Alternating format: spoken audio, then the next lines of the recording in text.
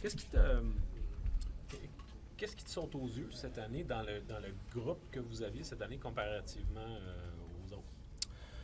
Je te dirais qu'à chaque année, je suis surpris par l'exécution. Déjà, quand tu arrives au mois de juillet, tu te dis, ouais, les gars sont prêts. T'sais, moi, honnêtement, quand je jouais au mois de juillet, on recommençait tranquillement à s'entraîner, puis oui, on recommençait à patiner.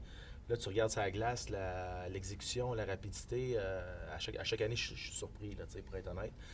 Mais c'est ça, on sait qu'aujourd'hui, les joueurs, ça patine quasiment 12 mois par année.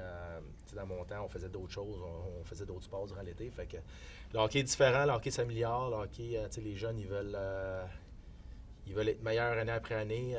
Fait que c'est rendu la nouvelle réalité du hockey. La mode est beaucoup au Tom Wilson, au Sam Bennett, à ce genre de gars-là. Surtout quand on regarde les dernières séries. Quand tu regardes un Tyler Thorpe sur la glace, c'est assez évident le type de hockey qu'il peut amener. Mais qu'est-ce qu'il doit améliorer pour penser au prochain step?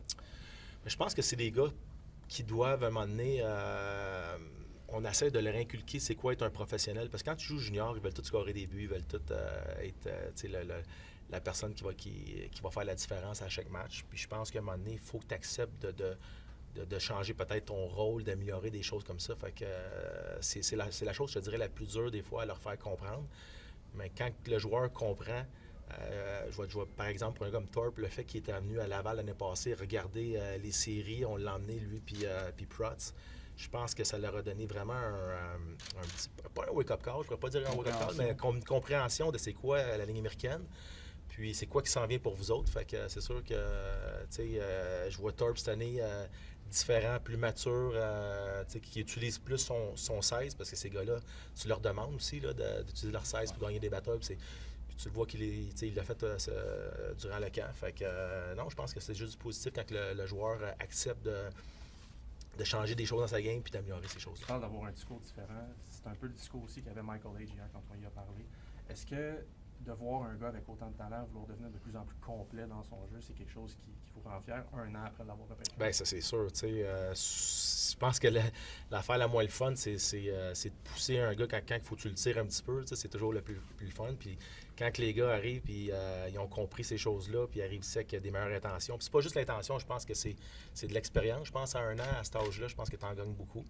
Fait que nous autres, on les encourage juste, on est comme des mentors pour ces gars-là. On essaie de leur inculquer la bonne voie, puis comment être un professionnel. Puis quand tu vois ces gars-là, ils arrivent, puis sont prêts, puis ils comprennent un peu ce qu'on leur demande, mais c'est toujours du positif. Là. Qu'est-ce que tu vois en Owen Protz? Owen Protz? Bien, je pense que c'est un gars, c'est la même affaire que je suis en train de parler. L'année passée, j'allais le voir, puis il y a eu beaucoup de déceptions puis, dans sa game. On l'a drafté pour avoir une chaise professionnelle. Puis je trouvais qu'il sortait un petit peu du cadre, il voulait faire autre chose, il voulait essayer plus de sortir un peu de ce cadre-là. Puis j'ai passé beaucoup de temps avec lui l'année passée à Brentford. On faisait beaucoup de vidéos. C'est un gars que j'ai mis énormément de temps là-dessus. Puis là, le fait qu'il est arrivé, comme je disais l'année passée, à la fin de la saison à Laval, il a fait des pratiques avec Daniel Jacob. Il a appris beaucoup. Puis j'ai vu une grosse différence dans ce cas ici. Okay. Je suis allé le voir hier durant la pratique à la fin, puis j'ai dit ce qui est arrivé, puis ça, puis j'ai compris des choses. Puis c'est ça qui est le fun. Quand tu peux essayer d'améliorer des choses en faisant comprendre des choses à ces jeunes-là, mais c'est toujours le fun.